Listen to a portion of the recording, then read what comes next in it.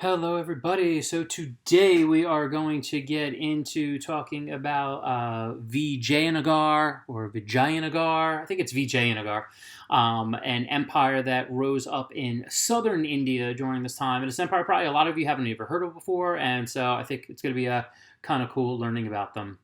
Okay, so we have the foundation of this kingdom. Let's look up, and we've seen you have the Delhi Sultanate, which we've talked about already before. You got the Rajput kingdom, which I've already talked about before. But these are kind of the kingdoms, if you're looking on the right of the map, that existed before Vijayanagara got started. So this was founded around 1336 by the brothers Harihara and Bukka Sangama. They were actually administrators within the empires of Kampili and Kakatiya when those empires were conquered by the Delhi Sultanate. So we see this guy and this guy here. They were forcibly converted to Islam in 1327 when they were captured, and later were sent back to the area to work for the Delhi Sultanate when this area kind of rose up in rebellion. So the brothers then return and they convert back to Hinduism. And in 1336, they declare their independence from Delhi. And Harihara the First would be the first king to rule, and he would rule from 1336 to 1356. And he centered the empire around the city of Vijayanagara. And so that is why we have the empire there. And that's why you get the name of the empire. Now, early on, they do focus on trying to expand. This just gives you an idea of how large they would eventually become. You see that map on the right there. By 1336, they will basically control everything from both the Indian Ocean over to the Bay of Bengal in the south. And in 1346, Bukka will rule jointly with his brother. So they really, in that first 20 years, get off to a great start and just keep rolling here. Hampi is going to be one of the major, if not the most important city. And you see here, this is some of the art and architecture here, and it's just absolutely beautiful and gives you an idea of how strong this empire is going to be because, you can't build constructions like this without high-end government. And this is just one of the major cities in the empire. It's important to know.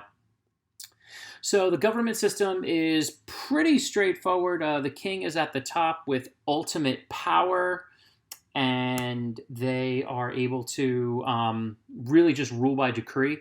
They are aided by a group of ministers or like a cabinet, and scribes were very, very important as well. Okay, not a lot of people really could read or write, and so scribes were important to do things for federal business, personal business of the wealthy.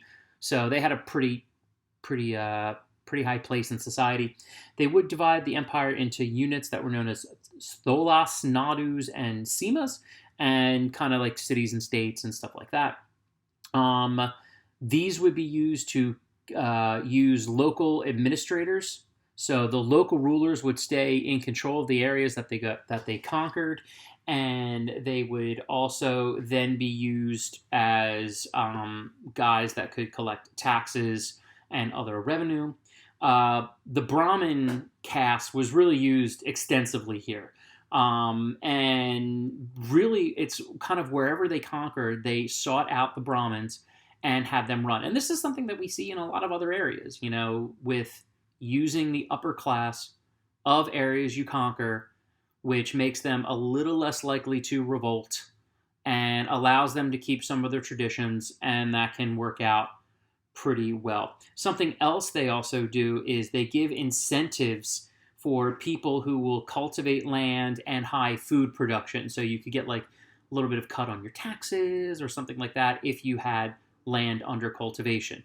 So in that way, agricultural exports are going to be really big here. We're going to talk about that later. So it's a way to get people to focus on what they can do to kind of help out the society without really forcing them to do it, which of course can lead to greater, uh, possible resistance and stuff like that. Now, something they end up setting up is eventually they get to something known as the Nyankara system, okay? And this is when successful military leaders, what they would do is they would give them land grants and a privileged status, okay? And they became known as Nayakas. And in this case, it was very feudal-like, and in many ways like a military feudalism that we see in like the shogunate over in Japan that we've talked about. And so you have the leader of Vijayanagar, and he's the one that is running everything. But then you have these local military leaders that can run stuff in their particular areas as long as they obey and pledge loyalty to the overall king. And when you have a strong king, this works really, really well. When you have a weak king, it doesn't work out really well.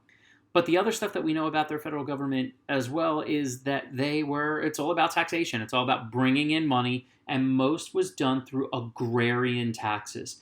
They do have taxes on commercial goods and certain goods that were made by artisans, and they do have tributary states that they didn't necessarily completely conquer, but they will use to say, like, okay, well, as long as you give us money every year, we won't, knock you off. So they had a various amount of revenue streams. Of course, we're going to talk about their economy later, but this is kind of how they set up that government system, and it worked out pretty well. Now, after his brother dies, Buka takes over, and he will then rule for 20 years, from 1357 to 1377. He will fight quite a few wars and still continue to expand here. He is going to install his sons and favored military rulers in order to consolidate power, and this will actually form the core of the Nayakas group. And, fighting a lot is going to be very, very, it's just going to be what he does a lot. And Buddhism and Hinduism is going to be really, really important here. This is going to be his main kind of, with Harihara and Buka, Vijayanagar is going to be like their spiritual and one of their main kind of advisors that will help them in what they try to accomplish, expanding, but focusing on religious growth as well, which we'll be getting into. But this is a military empire because they're constantly at war. They